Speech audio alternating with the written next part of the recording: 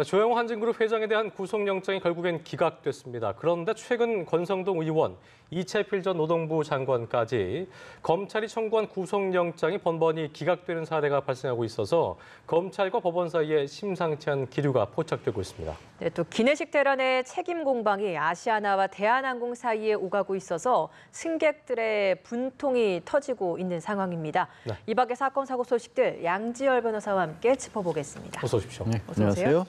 자, 말씀드린 대로 조영호 회장은 범죄 혐의 자체는 의심받고 있는 혐의 자체는 굉장히 덩어리가 아주 큰 거였고 이게 만약에 맞는 거라면은 당연히 영장이 청구되지 않겠냐는 예상이 컸었는데 결과적으로 소명이 안 됐나 보죠? 그러게요. 사기나 배임, 횡령 같은 또 약사법 위반까지 포함해서 한 5가지 혐의를 받았어요. 내용을 들여다봐도 실제로 이제 통행세를 받기 위해서 친인척들의 회사를 동원했다든가 그렇죠. 이건 이제 대한항공에 대해서 명백한 배임이 될 수가 있는 거고.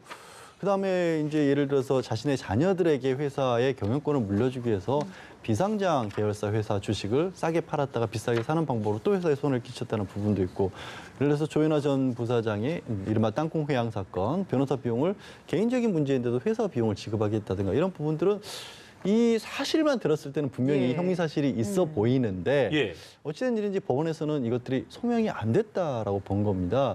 그렇기 때문에 이제 범죄 사실, 우리가 구속영장을 발부할 때 보면은 증거인멸이라든가 뭐 도주라든가 이런 것들을 따지는데 그 전제 조건이 범죄 사실이 어느 정도 소명이 돼야 된다는 거거든요. 근데 범죄 사실 자체가 다툴려지가 많다라고 법원은 봤단 말이에요. 그렇기 때문에 영장이 발부가 안 된 거죠.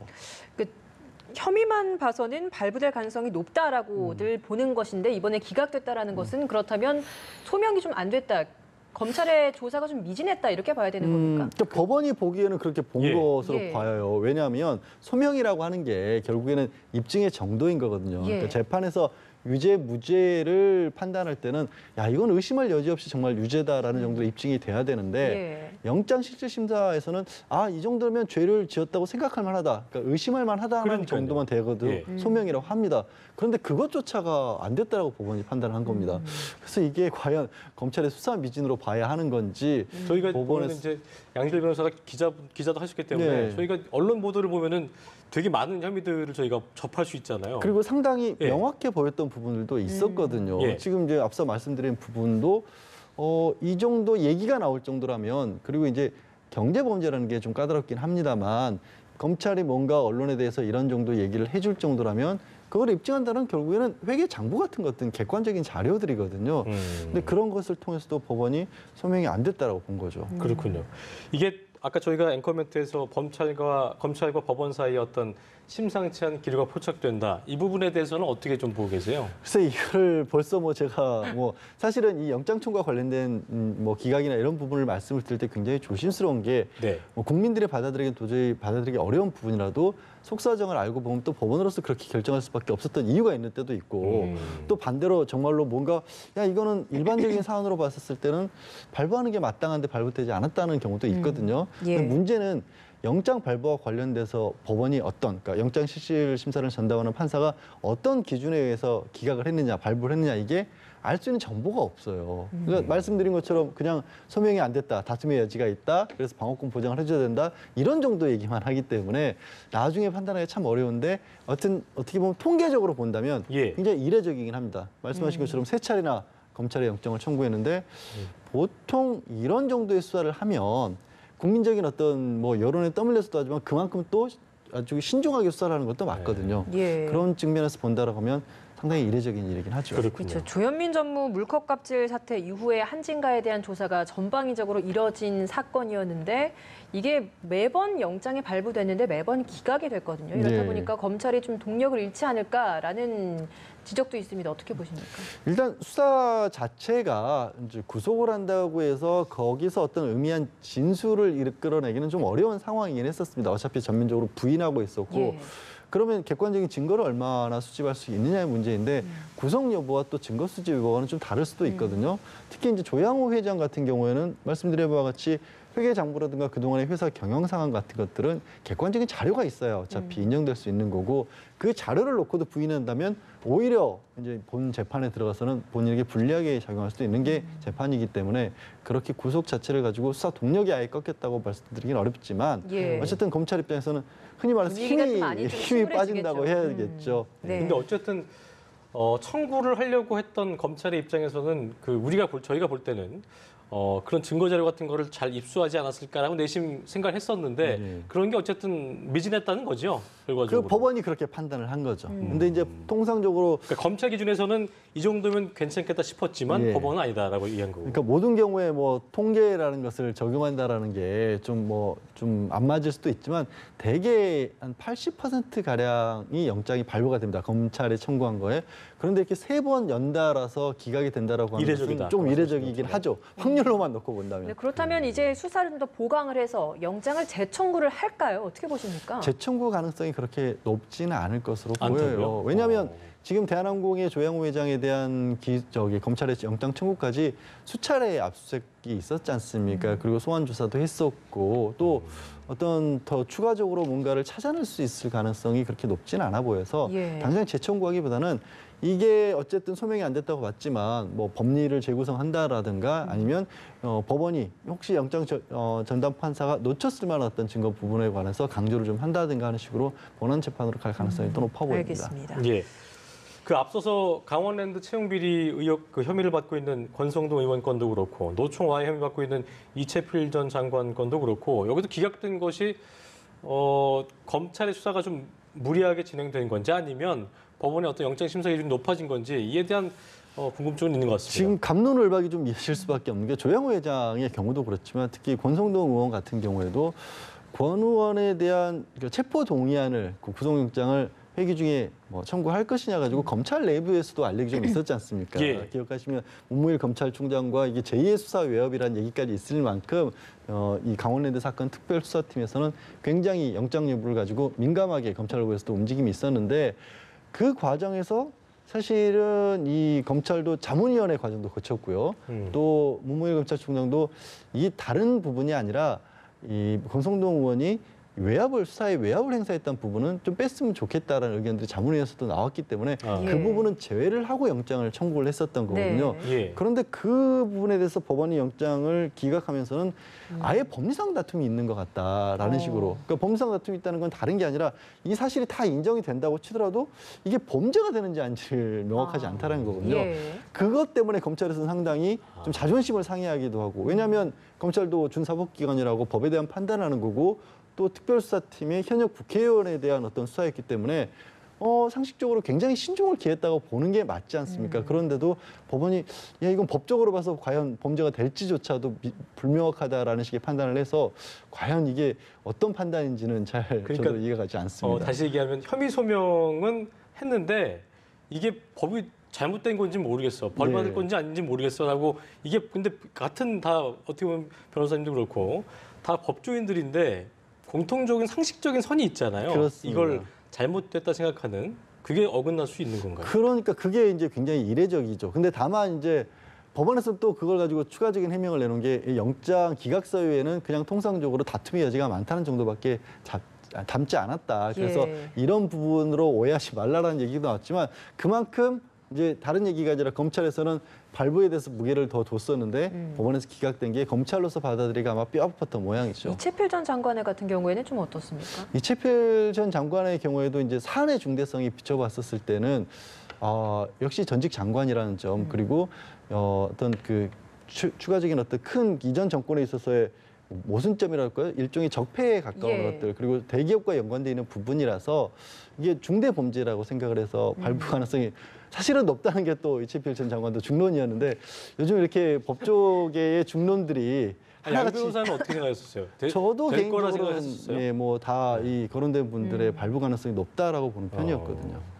그 상황이 이렇다 보니까 검찰이 강하게 반발을 하고 있습니다. 이게 뭐 다른 의도가 있는 게 아닌지 그렇죠. 의구심이 들 수밖에 없다라는 이야기까지 나오고 있다고 하는데 현재 검찰이 사법부를 수사하는 사상 초유의 사태가 지금 또 벌어지고 있지 않습니까? 예. 이 부분이 좀 영향을 줬다라고 볼 수 있을지요? 그러니까 검찰에서 애둘러 표현한 거라고 봐야겠죠. 법원의 다른 의도라는 게 뭐 어떤 의도가 있을 수가 있겠습니까? 지금 법원이 직면하고 있는 어떤 당장 직면하고 있는 현실적인 문제가 그냥 당면과제는 대법원이 지난 대법원이 검찰의 수사를 받을지도 모른다. 지금 뭐 양승태 전 대법원장에 대한 압수수색 얘기가 공공연하게 거론이 되고 있는 상황 자체가 예. 굉장히 어떻게 보면 불편할 수도 있지 않습니까? 그런 부분 때문이 아니냐라고 검찰이 어떻게 보면은 공개적으로 좀 반론을 제기한 셈인데요. 예. 결국 이런 식의 어떤 검찰과 법원의 알력으로 비춰진다는 것 자체가 국민들이 보기에는 상당히 굉장히 실망스러운 굉장히 거죠. 실망스러운 왜냐하면 상황이죠. 권력기관의 행여라도 그 기싸움 때문에 법적인 판단을 달리한다? 예. 이거는 있으면 안 되는 거잖아요. 당연히 있을 수가 없는 예. 거죠. 사실 저도 개인적으로는 어떤 뭐 이거는 이게 개인적인 어떤 법조인으로 소신으로서는 불구속 수사가 모든 수사에 있어서 맞다라는 입장이긴 합니다. 뭐 변호사이기 때문에 하지만 그런데 현실에서는 그렇지 않게 이루어지고 있지 않습니까? 많은 경우에 말씀드렸다시피 검찰의 영장 청구를 하면 80%가량 발부가 되고 있는 게 현실이라면 그러면 그 현실에 어느 정도 비슷하게 가는 흐름은 있어야 될 텐데 어떻게 보면은 더 중대한 사건인데 기각률은 더 높은 이게 물론 뭐 우연인지는 저도 알 수가 없습니다. 그리고 이런 부분이요. 사실은 궁극적으로 해결을 하기 위해서는 초반에 잠깐 지적을 드린 것처럼 예. 법원의 영장 어떤 실질 심사에서의 판단, 그리고 판단 기준에 대한 설명 이런 것들이 조금은 더 자세하게 나올 필요가 있지 않느냐. 그냥 단순하게 구속사유에 해당하지 않는다. 예. 뭐 다툼의 여지가 틀려지라는 있다. 말은 참 이런 추상적인 것 그렇죠. 같습니다. 이런 예. 막연한 정도밖에 얘기가 안 나오니까 받아들이는 검찰 그리고 바라보는 국민 입장에서도 자꾸만 다른 이유가 있는 거 아니야라는 또 생각을 할 수도 있는 네. 것 같습니다. 저는 개인적으로 다툴 여지라는 게 어떤 건지 좀 법조인이시니까 여쭤보고 싶었는데 잘 모르시겠는 거죠? 지금으로서는 이제 예. 그러니까 다툴 여지라는 건 그런 겁니다. 여러 다른 가지 게 해석의 아니라 여지가 있죠. 여러 가지 해석의 여지가 있죠. 예. 사실관계를 다툴 여지가 있다. 그러니까 여기에 증거로 내민 것만 봐서는 과연 이 사람이 이런 행동을 했는지 자체를 우리가 모르겠다라는 것도 될 수 있고 그다음에 예. 나아가서는 이것이 과연 정말로 검찰이 알겠습니다. 주장하는 범죄에 해당하는지도 모르겠다. 이런 여러 가지 해석 가능성이 있죠. 알겠습니다. 네, 알겠습니다. 이번에 좀 주제를 바꿔보겠습니다. 아시아나 이야기로 좀 넘어가 보겠는데요.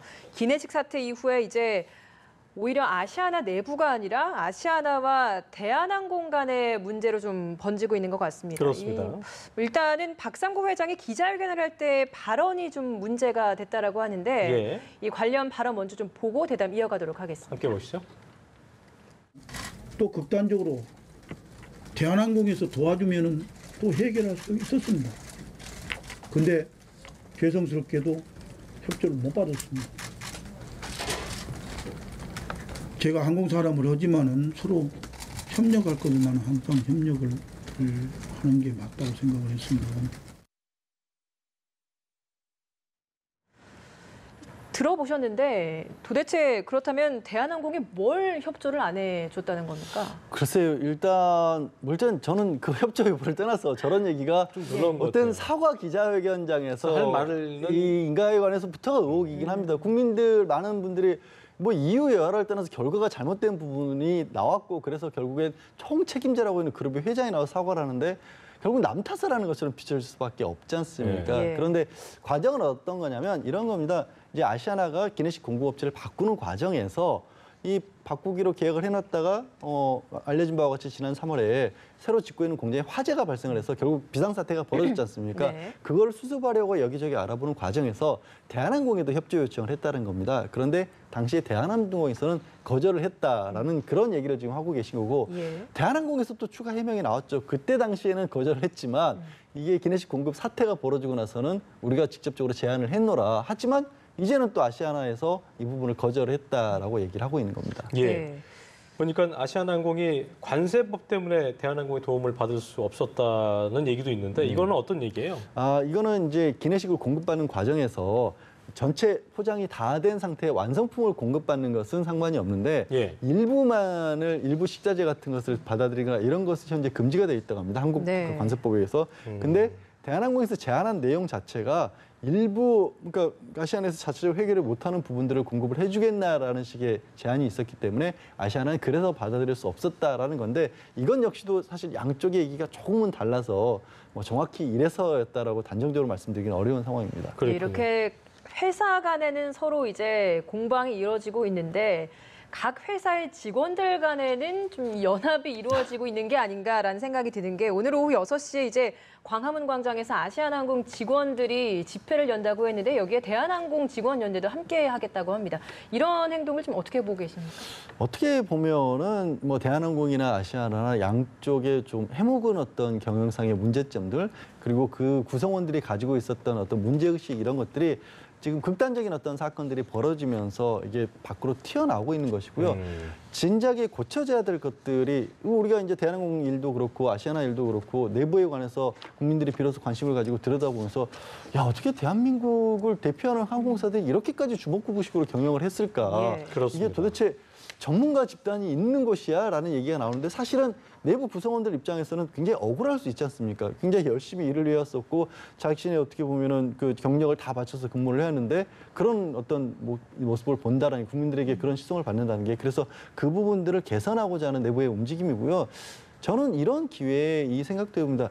이런 문제점들을 없애려면 결국에 어떤 큰 회사라든가 조직에 있어서 내부의 고발이 적극적으로 이루어질 수 있는 부분들을 만들어줘야 이렇게 극단적으로 뭐 곪는다는 표현을 쓰겠습니다. 곪아서 터질 때까지 문제가 오래 해묵진 않고 지금은 근데 그것들을 결국 밖으로 드러낼 수 있는 거는 말씀드린 것처럼 내부의 어떤 고발이라든가 내부로부터의 목소리인데 이런 정도의 일이 되기 전까지는 못 나선다라는 게 어떤 조직 문화 아니겠습니까? 예. 지금 그렇죠. 양쪽 다 항공사 직원들도 나서지만 어떻게 나서고 있습니까? 가면 가면을 쓰고 쓰고. 마스크 쓰고 예. 그렇게 맞아요. 나서지 않습니까? 이런 어떤 풍토가 바뀌지 않으면 대한민국의 어떤 그 기업 문화 이런 것들이 개선되기는 쉽지 않을 겁니다. 그러니까 말씀하신 것처럼 더 굶기 전에 제사를 좀 드러내는 이 아픔이 없으면은 뭔가 좀 다시 리프레시 된다, 네. 쇄신된다 이거는 쉽지 않지 않나 생각이 드는 상황인 것 같습니다. 자, 주제를 좀 바꿔서요. 이거 참 안타까운 사고 소식인데 지난 2일 광주에서 있었던 일인데요.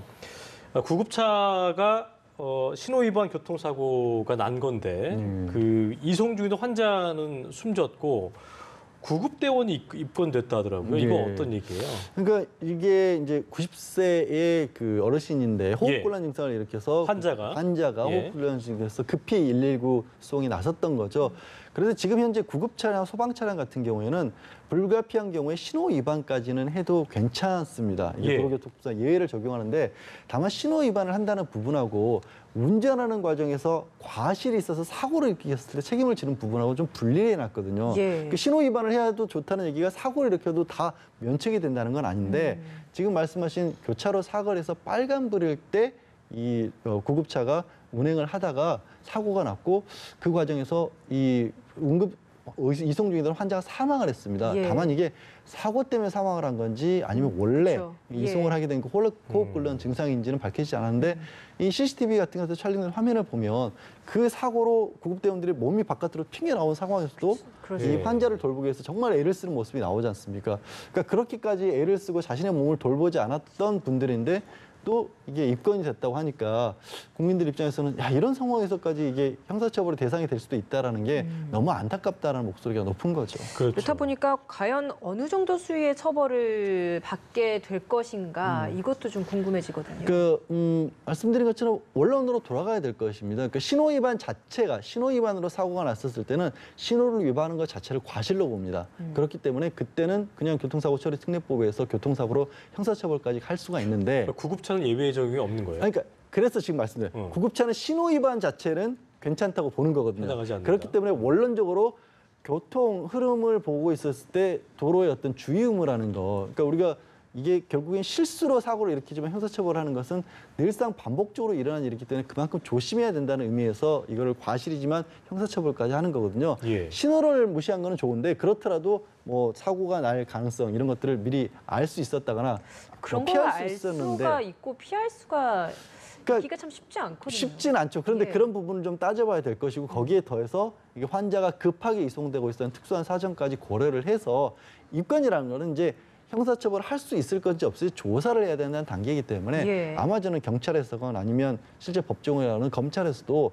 이런 부분의 사정은 충분히 참작을 하리라고 믿습니다. 실제로 구급대원이 그 사고 직후에 본인들도 어떤 사고 피해자인데도 불구하고 나와서 또 환자를 챙기는 모습이 좀 보여졌었거든요. 그러니까 실제로 저희가 그런 것도 좀 필요할 것 같은 게 구급차 사이렌이 크게 울리면 일단 운행하는 차들이 좀 멈춘다든가 그런 것도 좀 필요하지 않겠어요? 충분히 그렇게 해야죠. 그렇죠. 우리도 예. 종종 뭐 도로에서 벌어지는 모세의 기적이라고 그렇죠. 차분들이 예. 많이 바꿔지는 것처럼 교통 문화들이 많이 개선되고 있긴 합니다. 그런데도 실제로 이렇게 구급차가 운행 중에 사고를 일으키고 그것 때문에 이 구급차 운전 대원들이 또 책임을 져야 하는 일이 종종 벌어진다고 하거든요. 네. 그 부분에 관해서 혹시 이번처럼 극단적인 경우는 아니라도 평소에 뭐 피해나 책임을 많이 져야 되는 상황이라면 예. 더 추가적으로 제도 개선을 해야 될 부분은 없는지도 한번 들여다봐야겠죠. 예, 알겠습니다. 지금까지 양지열 변호사와 함께 주요 사건 이슈들 자세히 짚어봤습니다. 오늘 말씀 고맙습니다. 고맙습니다. 고맙습니다.